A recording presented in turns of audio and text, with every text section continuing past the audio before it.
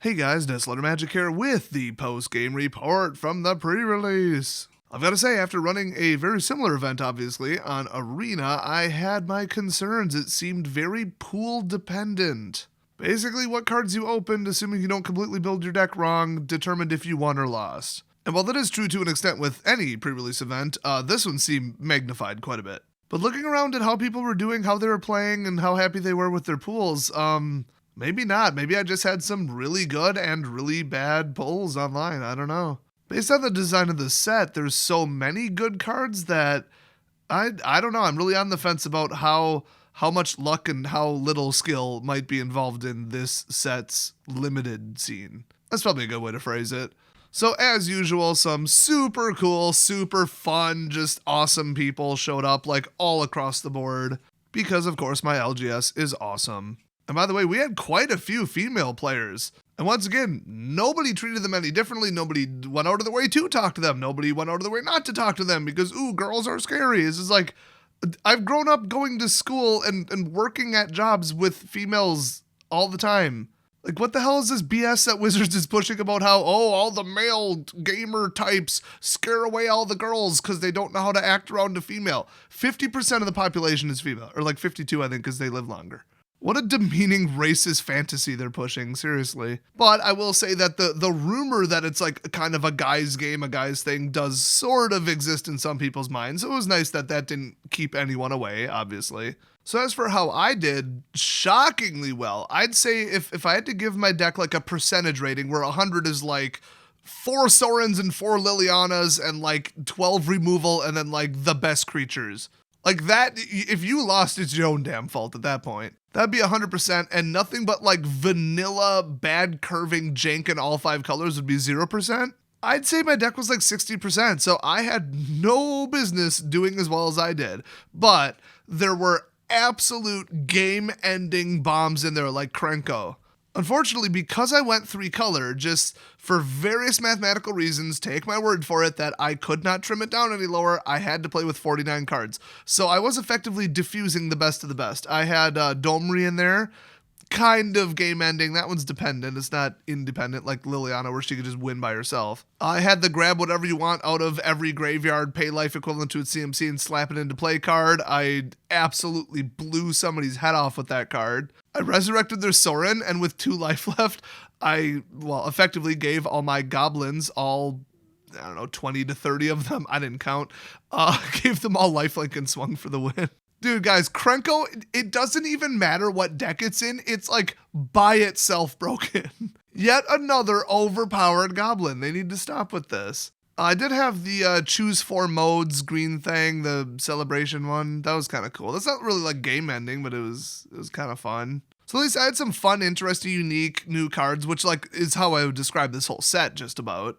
So, you know, once in a while I'd get out something that people are like, oh, okay, crap. But it wasn't Soren, it wasn't Liliana, and it wasn't Ajani, and I think there's like another one that's just like an instant auto win if they don't stop it. And speaking of Planeswalkers, the fact that there were so many in the set, but so many of them, like at least half, were really bad for limited, I think that it didn't ruin everything.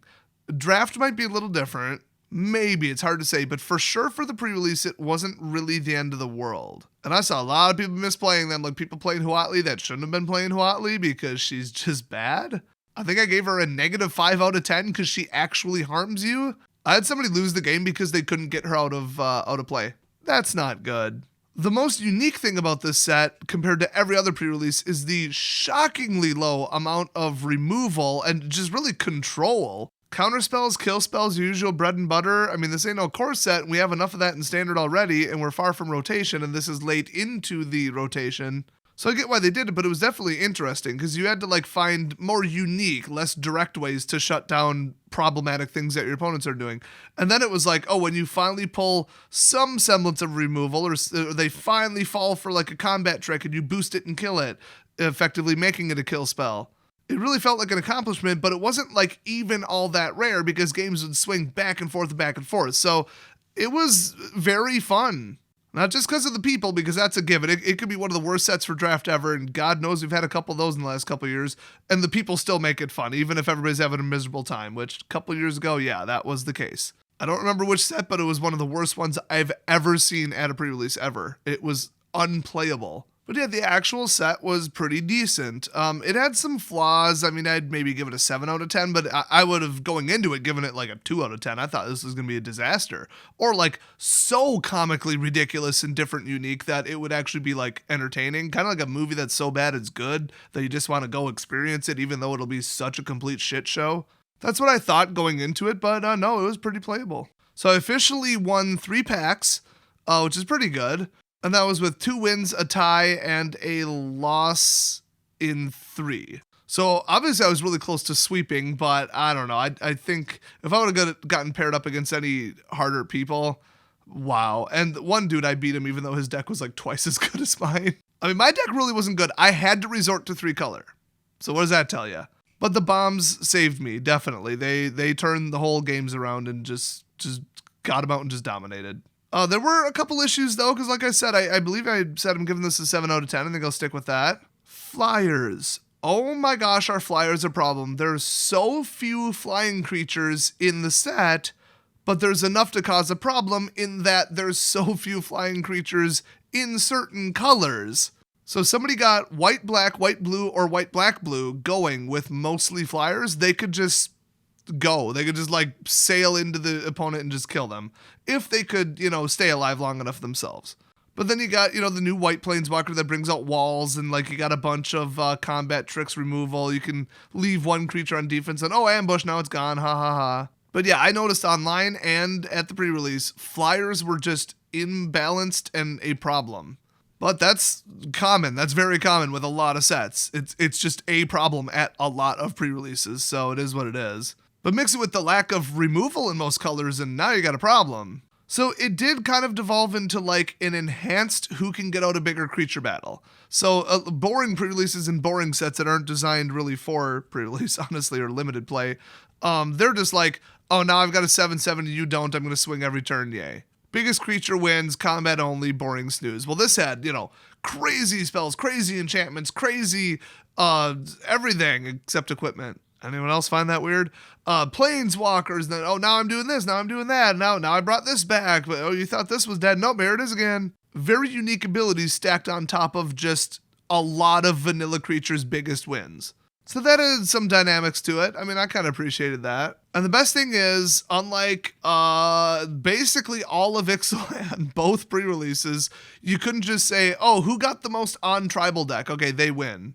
Like, if you could build a Merfolk deck, a legit, mostly resembling kind of almost constructed Merfolk deck, you would just win. Or vampires, you would just win. Pirates, you would just win. Dinosaurs within rage, absolutely 100% you would just win. So it was like, if you get scattered between 4 tribals and couldn't really make one work, you would lose. And if you got the best tribal, you would win. And it was just creature battle with a couple little removal spells and tricks and blah.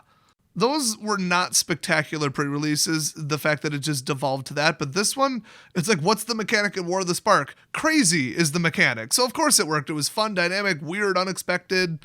One of the better, slightly above average pre-releases I've been to. And the couple flaws were tolerable because pre-releases are just fun. I can look past almost anything to have fun at them. I think I'll probably go to another one Saturday or Sunday. I mean, I don't have a ton of money rolling around right now, but hey. But the last thing to touch on, I don't know if you guys have seen the crazy prices, and by crazy I mean crazy low for once, for some of these cards. Sorin is like $4. What the hell, on what planet is that a $3 or $4 card depending upon what platform you look at? That's insane. But nobody knows what this power level and this level of crazy is going to do to the meta. So they're not just going to set it at like an effective $300 EV per box, by selling every single that looks vaguely good at $10. So they have to cut something. But if you look at the like $2 to $6 range, you will be shocked at what cards are in it. Shocked. Oketra is $6. That ain't no $6 card. Sorry to be the one to tell you. And then you look at the couple that are like jacked way up, like 10 plus, I guess would be considered pretty expensive. Basically every single one is because of a format other than standard. So none of these single sellers know what is going to happen to standard. I don't know. You're just like, here's a new powerful card for this, and this, and this, and this, and this, and I've got 10 new deck ideas. Nobody knows what the meta is going to settle on. I have a pretty damn good idea based on what's popular now and what's utterly shut down level unbeatable right now. But like tier 1.5 and tier 2 and what people play popularly, but not necessarily topping the charts at GPs and stuff, but just what a lot of people decide to play, that's going to play a bit of a factor too. And that's where I have no idea. So many cards, deck archetypes, and mechanics are legal right now, it's just completely whacked. Although on Arena already, 2 decks that I said would be problematic are beyond problematic, so the other thing is get ready for some bans. I wouldn't invest too hard in certain archetypes and certain cards. Ral being one of them, Spark Duplicate being the other, Saheeli being another, Expansion to Explosion being another, anything involving Mill being another. All of those are at ban level of oppressiveness right now, so we'll see. There's also some really messed up either 2-color or 3-color Death Trigger decks that are just utterly destroying everything. They're impossible to play against. And then you still got Dimir shut down everything and Esper shut down everything. So, yay, what fun. I think Red Rush is dead. There's just too many weird dynamic fast things. I think that's pretty gone. Good riddance. But that's more about the actual product than the pre-release. So, yeah, if you didn't go to one, or if you went to one and had a different time than what I did and didn't have fun or something, I don't know, might be a fluke, because overall I'd say it's good. And I would say, yeah, hit one up Saturday or Sunday if your LGS is holding one. So in closing, with all the prize packs I got, plus, the pre-release kit, plus all the promos and everything, you would think I pulled some money. I absolutely did not pull enough to pay for the thing unless you start selling $2 cards. The best pull I got was Bluebird dude. Who's that? Totally forget. Kefnet. That was like, what, 14 for some reason? Otherwise, I think everything was low, but people were pulling like $75 foils and stuff. Like some of these things are like way high because they're already confirmed to be in older decks. I know somebody who pulled a promo foil stamped, that land that blows crap up, $30 right there. Foil Lily, $75. Oh, by the way, I think Ral is like $3. I'm not saying go to every single platform ever and order as many as they legally allow you to, but I am saying that's not a $4 card, and whoever set it at that should be fired because clearly they can't do their job. Everybody was already talking about, hey, did you hear about that really degenerate combo? And then somebody pipes in, yeah, but what if they add this? It's even worse. So we found a way, like within a couple turns, to get out like 10 copies of Nicol Bolas. This spell cloning shit is so out of control. You guys don't even know. Just grab the popcorn and wait and see. So anyway, I gotta go to bed, and this is the first pre-release ever, literally ever, that I don't have to get up and go to work early tomorrow morning. Finally. So that was a fun 5 years of that, but yeah, I'm sleeping until like 2 in the frickin' afternoon. And I do believe it's supposed to snow sometime soon again in Wisconsin. So I'm gonna stay home and watch Netflix.